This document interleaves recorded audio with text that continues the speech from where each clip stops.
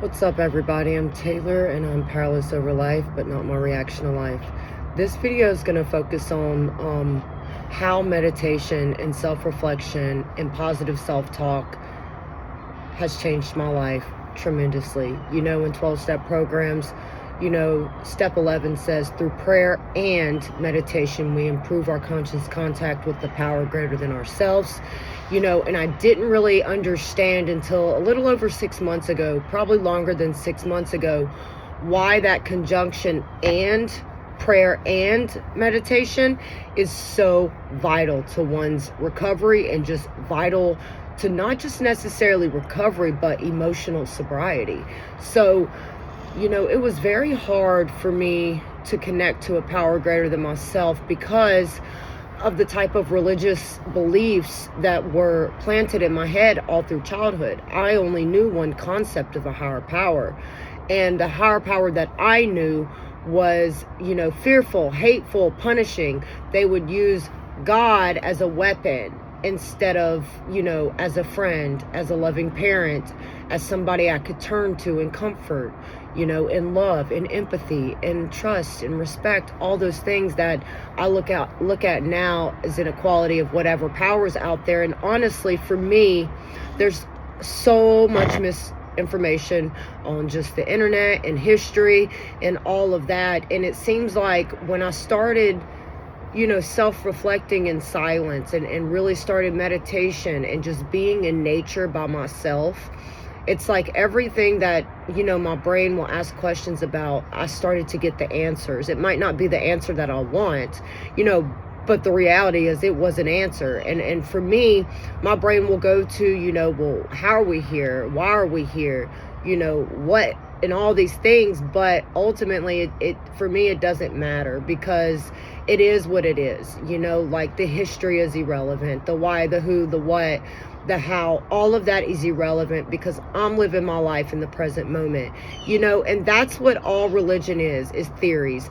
That's what I believe. Everything in life is just theories, and I like to stick to, things that I know are true, things that I know will work, and all these things, because I'm not going to live my life with misguided information, because I've done that my whole life. I used to be a very big conspiracy theorist. I used to just get crazy with it and all types of things. And the more I healed from my past, and the more I built a spiritual connection with myself, all those beliefs and stuff started to dissipate, to disappear. So for me, I found my higher power, whatever that power is, through meditation and self-reflection and silence, just sitting in silence, sitting still.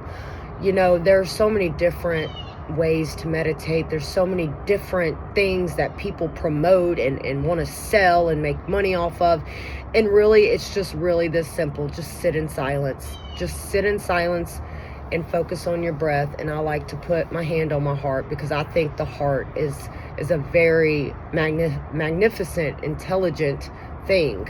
I found out that, the heart is alive before it even beats. Like, that's just insane, right? Like, who can wrap their head around like how we were created and stuff? And as human beings, it's only logical, because we're taught there's an explanation for everything.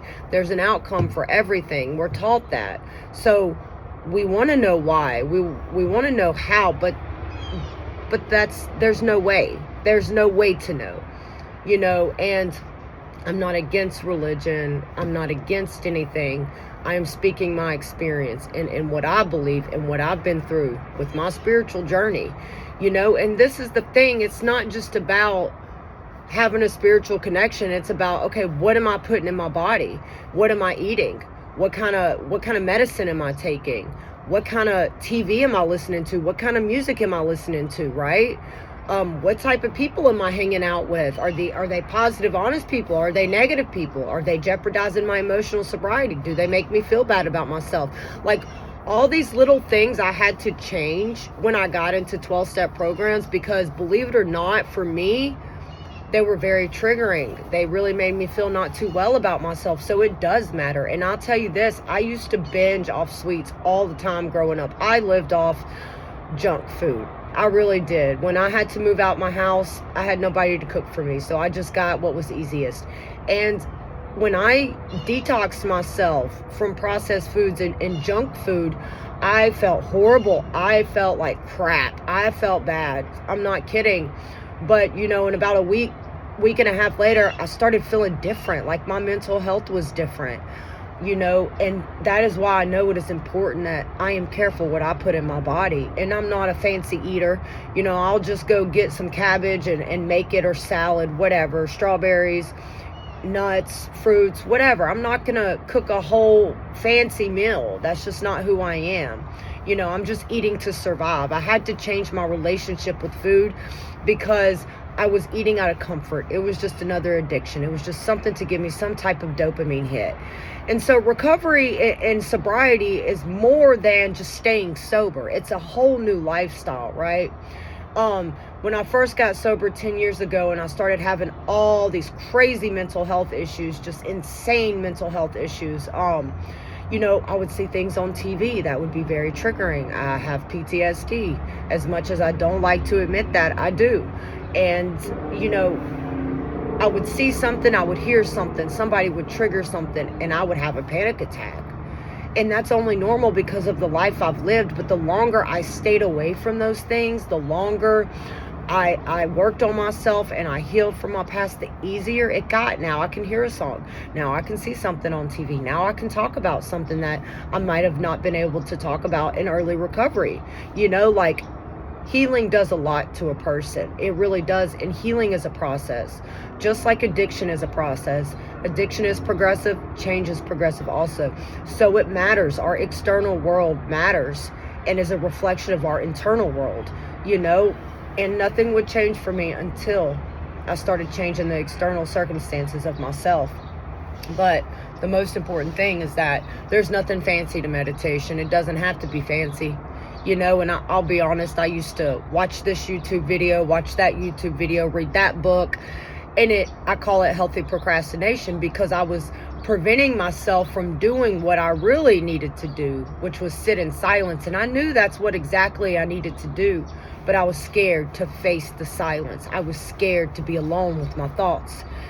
It took me a year and a half in recovery until I finally started sitting in silence. And it's like things in my life started happening where it was like forcing me to sit in silence. It was forcing me to make changes that I didn't want to make. It's like the universe was trying to talk to me. It was very odd, and I just accepted these experiences for what they were. I didn't ruminate. I didn't obsess about it. But the thing is that little voice that tells us not to do something, or that little voice that says, hey, you should do this, I stopped listening to the voice that was being negative, that didn't want to do anything productive, that wasn't encouraging me, and I started listening to the little voice that was showing up for me. And the more I fed that voice, that positive mind, the more the negative mind disappeared. And if I'm maintaining everything in my daily life, which is for me, I have a recovery schedule. I do at least 2 meetings a day. And honestly, not every day, because I don't have to work as hard as I did in the beginning. And when I get upset, if I need more meetings, Zoom is 24 hours. They have meetings every hour. It's my choice if I want to sit there and ruminate in my sadness or anger or whatever. It's my choice. So I have a recovery schedule. I have commitments where I meet with people throughout the week as study buddies. I have 2 sponsors. One sponsors from Alcoholics Anonymous. The other sponsors ACA and EA. She does both. So it's important for me to also talk to at least 2 people in the fellowship. I do not like being around people. My brain will try to convince me why I do not need to talk to people. And since I've started connecting to myself on a spiritual level, I'm just really learning to love myself. It's like I don't really need people like I used to need people. Like I used to really need people. Like I was really obsessive with it. I could not be alone. I could not be by myself. Now I want to be by myself. I want to be in silence. I want the peace and quiet. And so also self-care is really important because I'm a mother and I'm a wife. I'm always taking care of everybody else, and recovery is the only thing I really do for myself, and my self-reflection, my meditation, my self-development work. This is a part of my life because If I can make addiction a part of my life, then why can't I make these things a part of my life? But the thing is, the further I got in recovery, the more I was able to slow down, the more I was able not to have to do so much inner work and do all this and feel the need to like just get up and do something. Meditation really slowed me down. I used to twirl my hair 24/7. I was such an anxious person, especially when I came off all those psych meds. I was a complete mess. My brain was out of whack.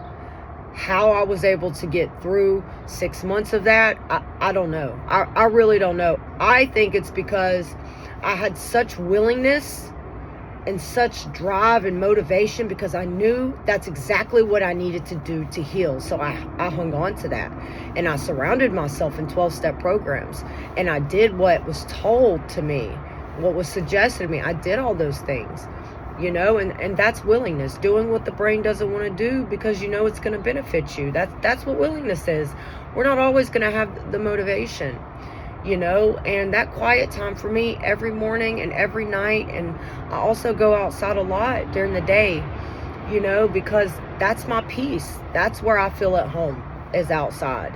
I grew up in the country, and I took the country for granted my entire childhood. I don't want to live here. This is boring, blah, blah, blah. I would do anything to go back to the country. I live in the city now, and it's not like a big city, but it's city, so it's the little things I think I've taken for granted that I don't take for granted anymore. But like I said, meditation is simple. Just sit in silence and listen. And also, what I do is I like to talk out loud to myself, because I like to talk out loud to myself the way I'm talking out loud to you and to people in 12-step meetings, like when I share. And when I started doing that, I'm telling you, like, I don't have to pick up the phone when I'm upset or I'm angry. I don't have to pick up the phone. I don't need anybody to comfort me. I've learned how to comfort myself, and life has forced me to do that. It really has. I've never really had anybody I could depend on emotionally, and there have been, people there, but ultimately, nobody could give me what I was looking for. I had to learn to give it to myself. I really had to. And there's something about that gift of recovery, of being able to truly depend on yourself emotionally, that is just freeing and powerful, just powerful. Like I say always, I spent 15 years miserable, discontent, irritable, negative. I wanted everybody around me to be miserable because I was miserable. And all it took was 6 months in 12-step programs, willing to do everything that these people suggested, maintaining my meetings on a daily basis, maintaining connection with people in my fellowship, meeting with my sponsor, reading self-development stuff, reading spirituality stuff, researching psychology, addiction on the brain, trauma on the brain, dysfunction on the brain. Like, all these things contributed to why I am where I'm at today. And it's that simple.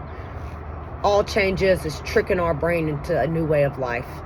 And if you are constantly introducing yourself on a daily basis to the things you want to change, then your brain starts to believe it, and then it becomes a part of life. And that's what neuroscience is.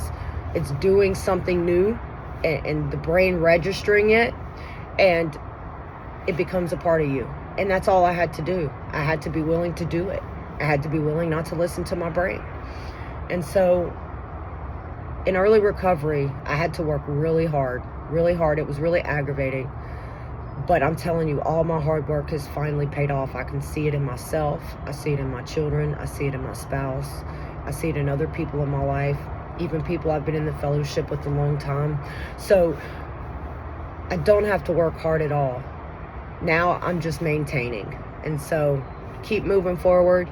I swear, like I said, all it took was 6 months of me willing to go to any lengths and do everything that the program suggests for me to find peace within myself. And as long as one maintains it, they will be fine the rest of their life. But you hear about people relapsing, and the people that relapse are the people that stopped doing something that their brain was used to doing. They stopped meditating, self-reflecting, praying. They stopped the meetings. They stopped meeting with their sponsor. They stopped connecting with people. That is the only way relapse can happen, because if a person is maintaining everything that the program suggests, there's no way. I've never seen anybody relapse. No way. I don't even think about using. That's not even an option for me. And that mental obsession about using used to be so strong, but that's not even an option. That is not even in my vocabulary anymore, right? And I never thought I would get to a place in life where I would feel like this. And so keep moving forward. You have the power within yourself to make anything happen. It's up to you. Nobody's going to come and save you. You have to learn to save yourself.